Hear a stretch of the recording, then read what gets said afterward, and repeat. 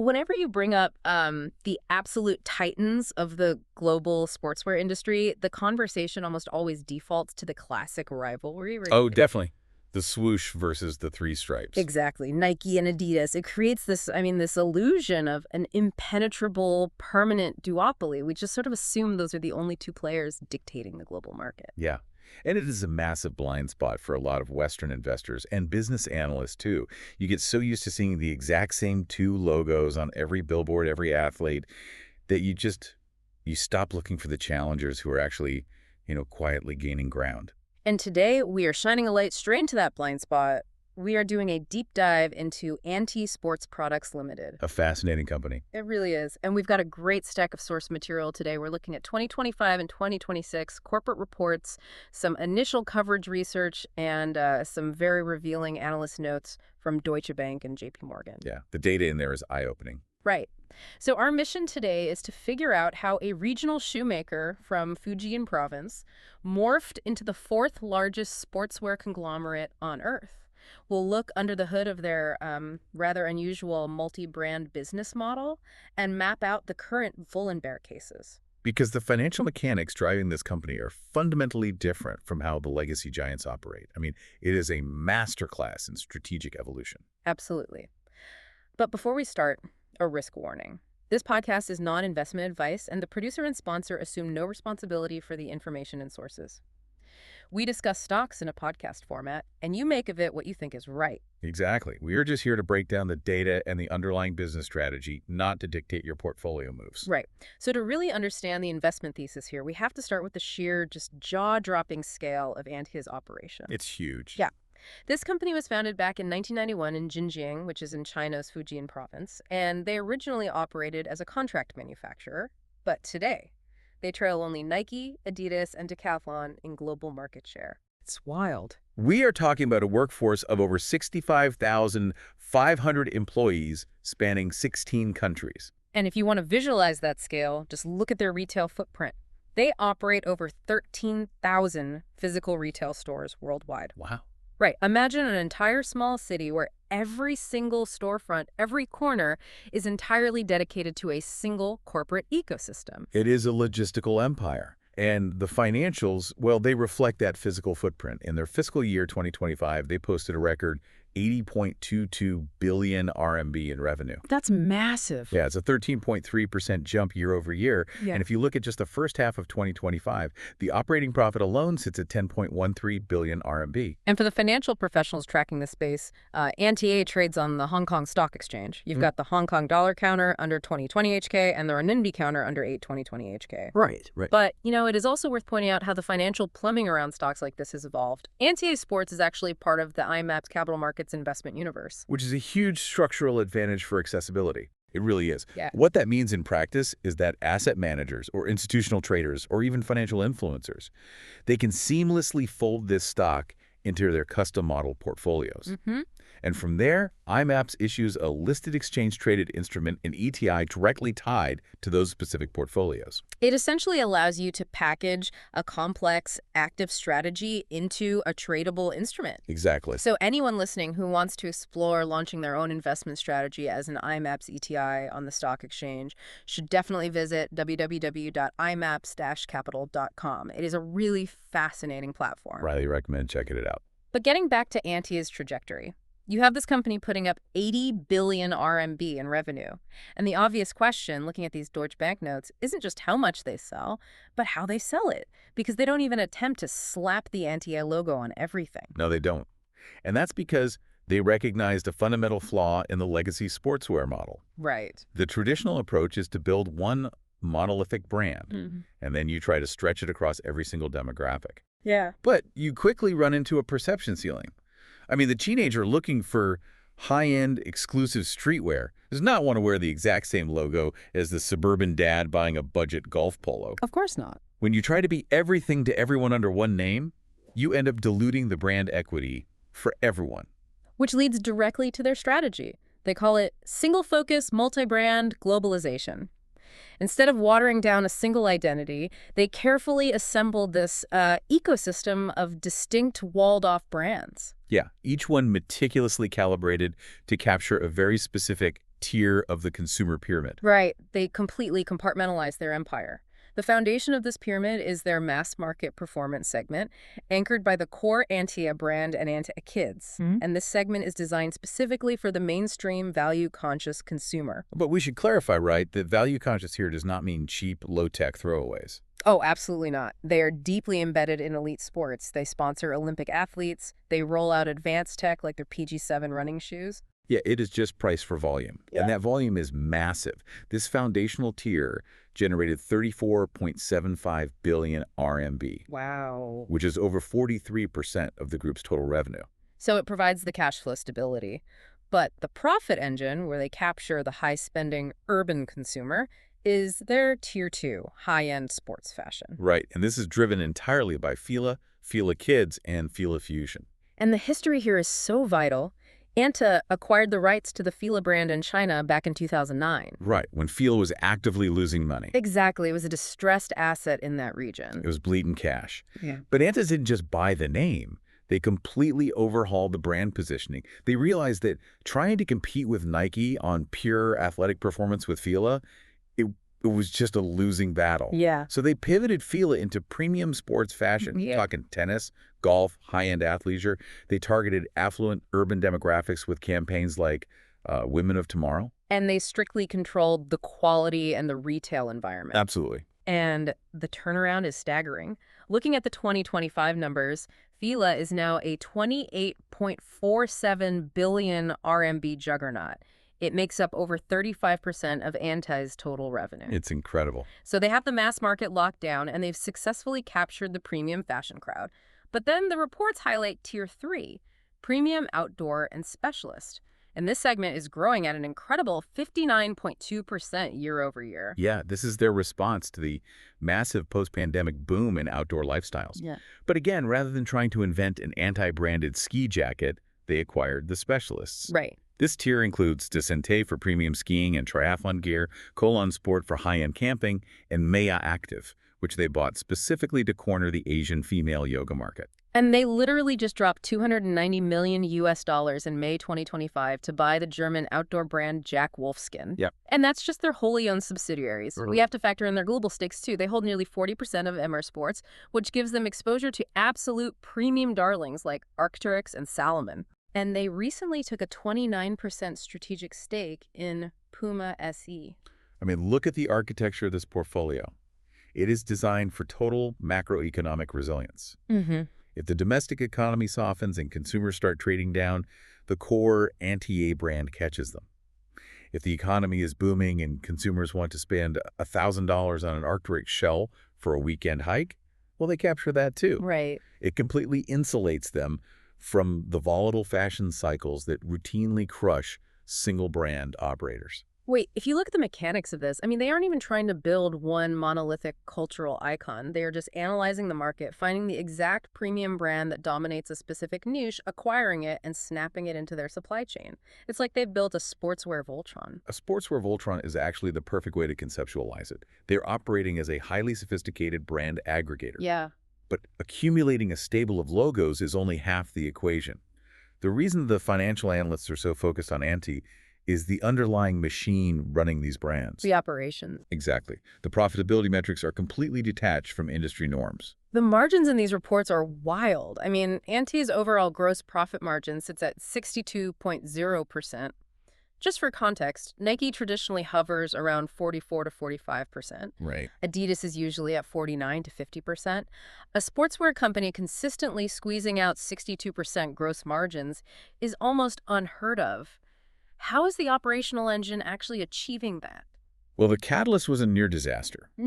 Back in 2012, the Chinese domestic sportswear market hit a wall. Okay.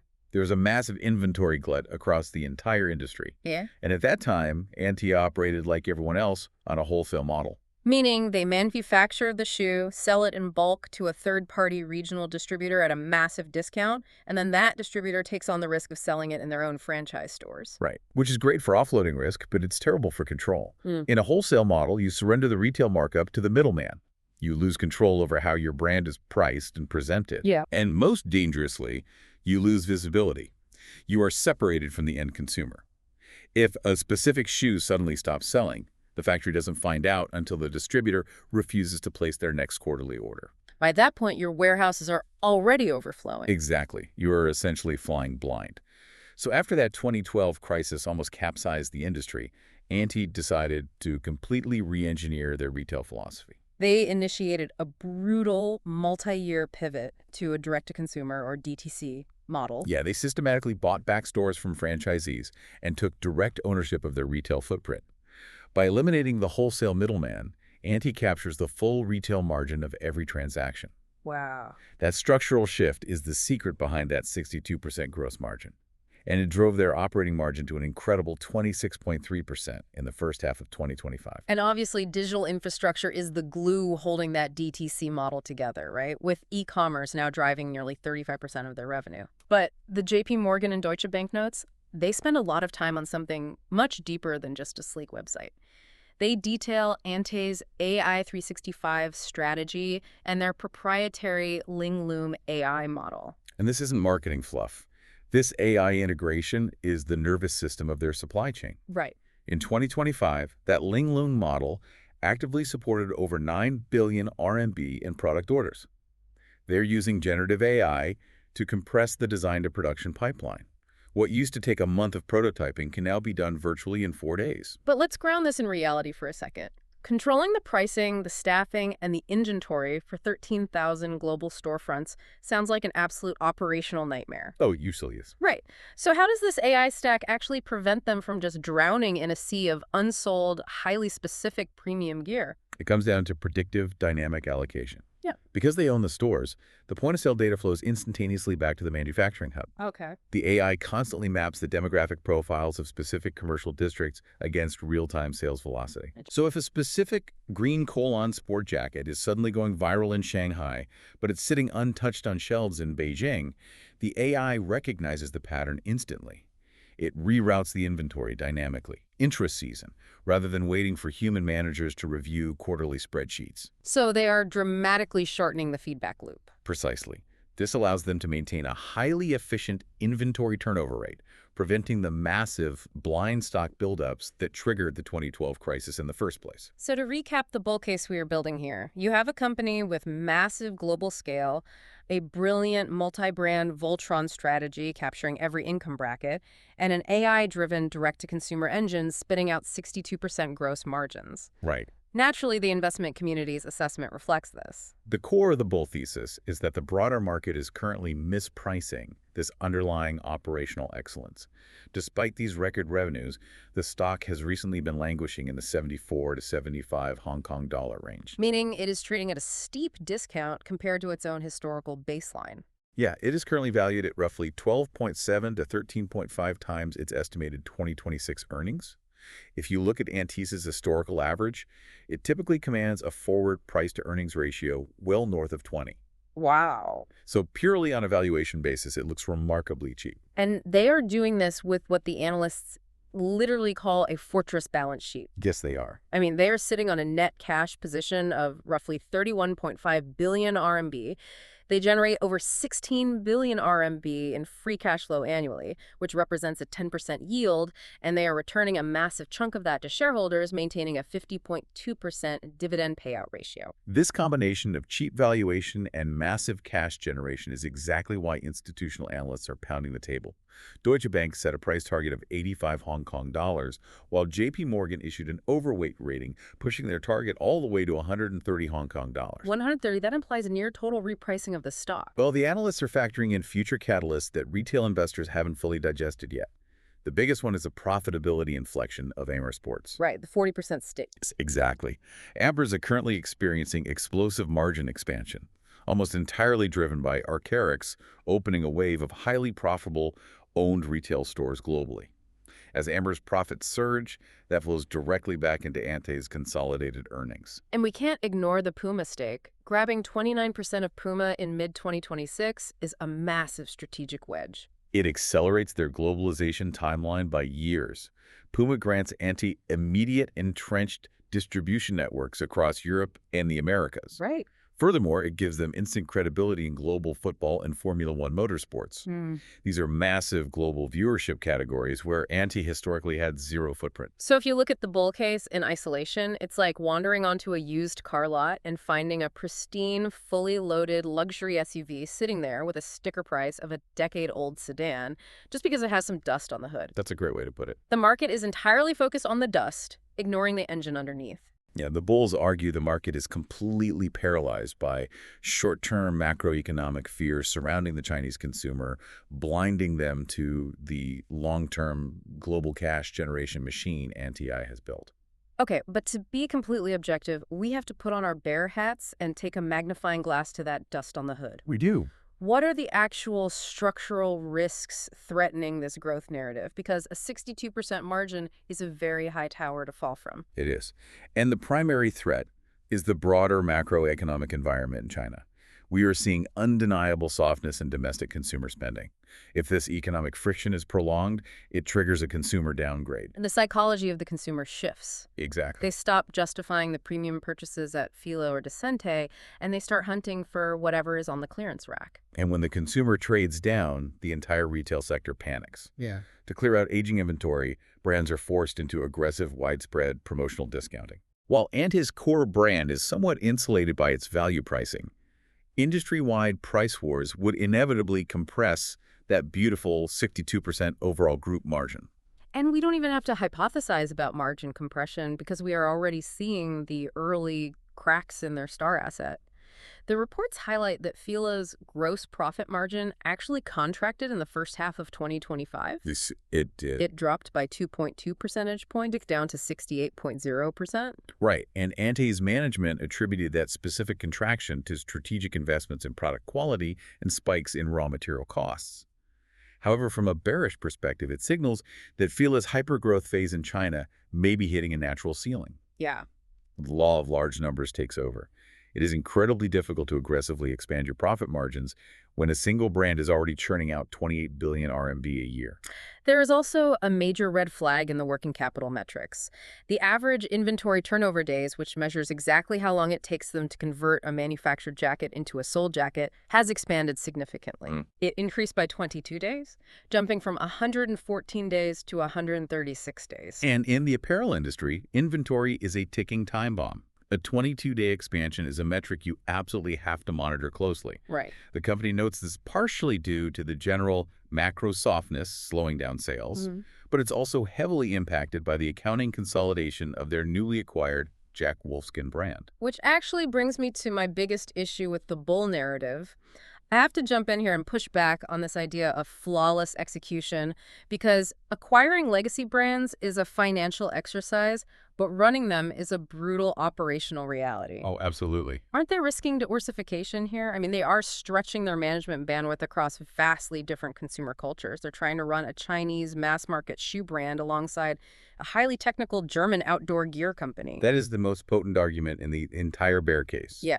The execution risk associated with these massive mergers and acquisitions is immense. Yeah. Integrating a brand like Jack Wolfskin isn't just about plugging them into the Linglong AI. It requires merging fundamentally different corporate cultures. You can't just mandate Fujian corporate culture onto a legacy German outdoor brand and expect the designers and marketers to seamlessly fall in line. You absolutely cannot. And the risk is even more pronounced with the Puma stake. Antia bought 29%. That makes them a vital strategic partner, but crucially, it does not give them total voting control over Puma's board. So they have immense financial exposure without the absolute authority to force changes. Exactly.